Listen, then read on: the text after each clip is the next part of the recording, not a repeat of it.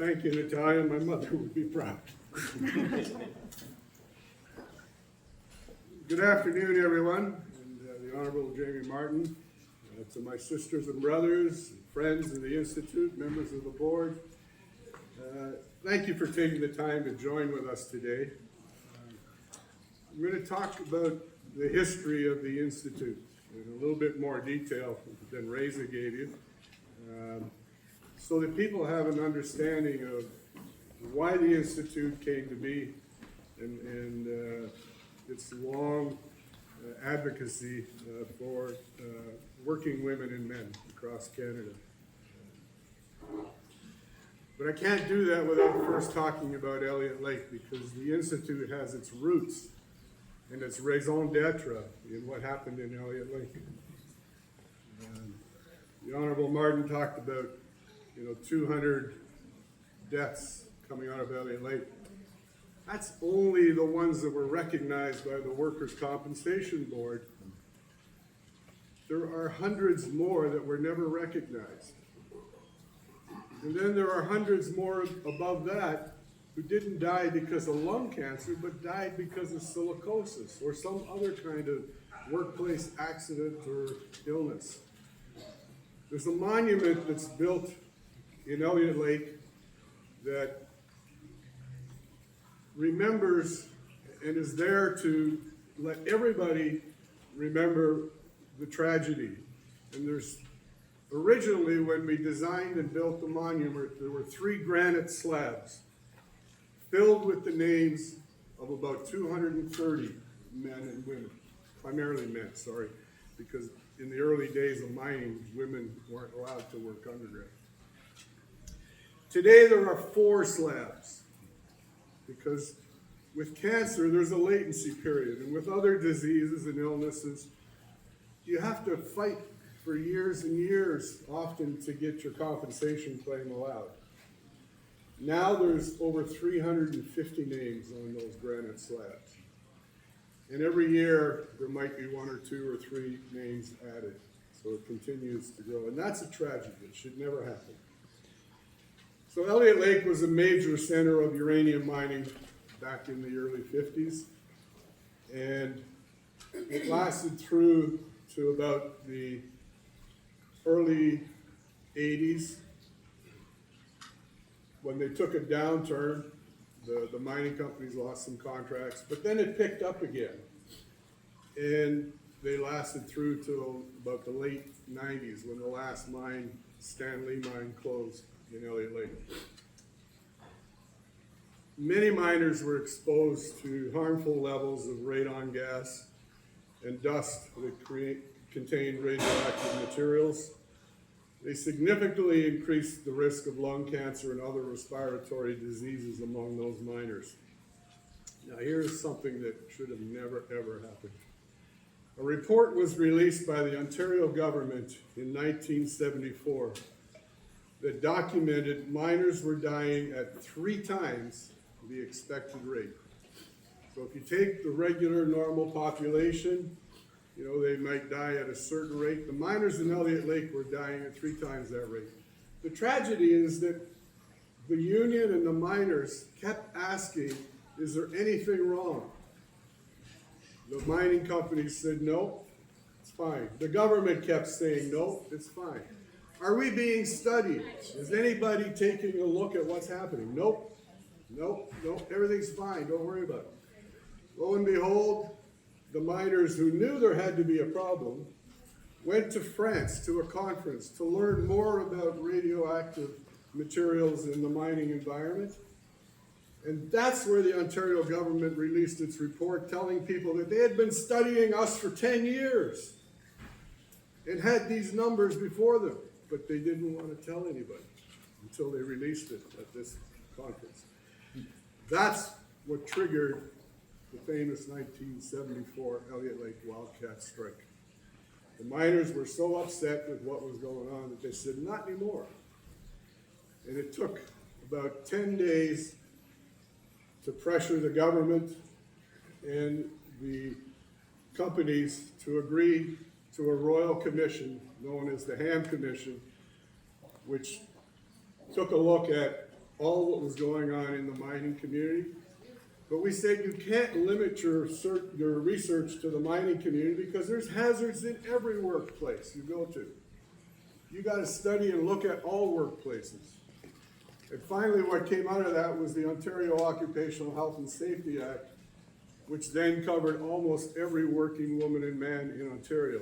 There were a few occupations that were restricted because of the nature of their occupation, but that was the Occupational Health and Safety Act that introduced the right to know, the right to refuse, and the right to participate. The foundations of health and safety that now are common across North America and unfortunately not in the United States yet, but getting there.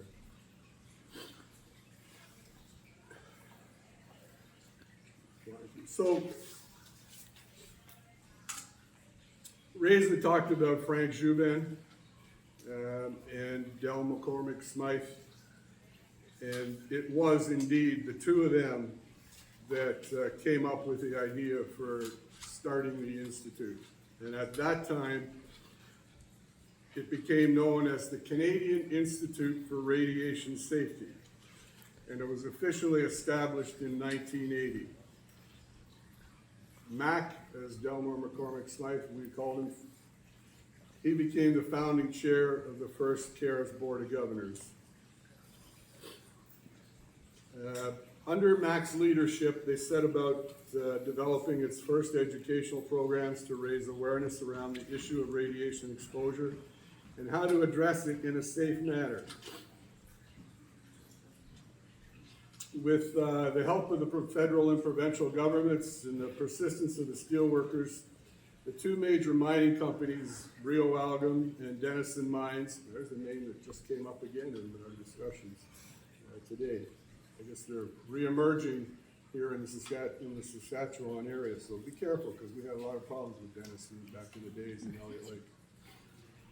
At any rate, they were persuaded to provide funding for the very first monitoring program that CARES implemented, and that was the sputum cytology program. So it was an early detection program. Miners would go in, spit up their sputum, and then it would be analyzed by the laboratory that CARES had set up in Elliott Lake. And that's when I became involved with the Institute because I became one of its clients. I was an electrician working underground. And I thought that was a great idea. If you can detect lung cancer before it gets serious and you can help somebody overcome it, what better way can you help them in their lives? So I know that some people unfortunately didn't believe in the program, but I can attest, I know men who lived an extra 2 or 3 years because of it. As the work of CARES became more widely known, the need arose to bring in a full-time leader, and that person became Dr. Fergal Nolan, who we're recognizing with the names of this lab. Fergal, as we knew him, had been working with the Ministry of Northern Affairs and the Ontario government, and he took a secondment to become the president and CEO of CARES in 1984. And while CARES kept a presence in Elliott Lake for a number of years, Fergal moved its head office to Toronto in 1985 so that it could be closer to the center of education and science as well as the halls of government. He knew how to move the levers and how to make it work. And as Natalia said, Fergal came up with the phrase, good science in plain language. It was based on his philosophy that it was important to demystify science. You got to keep it simple.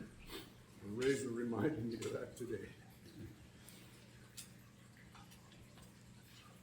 So CARES developed its mission to provide comprehensive radiation safety services, especially in educating both professionals and the public on best practices for managing radiation risks under Fergal's care and attention.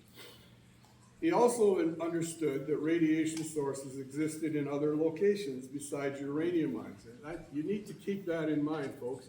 It's not just the nuclear industry, and it's not just the uranium mines where people are being exposed. People are being exposed in all kinds of sectors, in the steel mills, in many workplaces where they're using measuring devices, they're using radioactive isotopes, in the medical field. At our schools, the universities, many of them have radioactive devices, what have you. I flew here and I'm flying home. Flight crews are being exposed to ultraviolet radiation every day up in the air. So it's everywhere, and we need to be aware of it. And Fergal made sure that that became the focus of the Institute, not just the mining industry, but all workplaces. So as the mines in Elliott Lake began to shut down, the funding for this sputum cytology program began to disappear, and eventually it shut down. But not before CARES initiated the new program, and that was, as Reza said, the Personal Alpha Dosimetry Program, under the leadership of himself, Reza. And they brought that program here, and that's what started the labs here in Saskatoon. So they closed the lab in Elliott Lake, and November 6, 1991, the lab here opened up. Now on September the 16th, 2016, I was here for it, the National Lab was named in honor of Fergal Nolan. So it went from the National Laboratory to the Fergal Nolan National Laboratories. And that's what we call it today.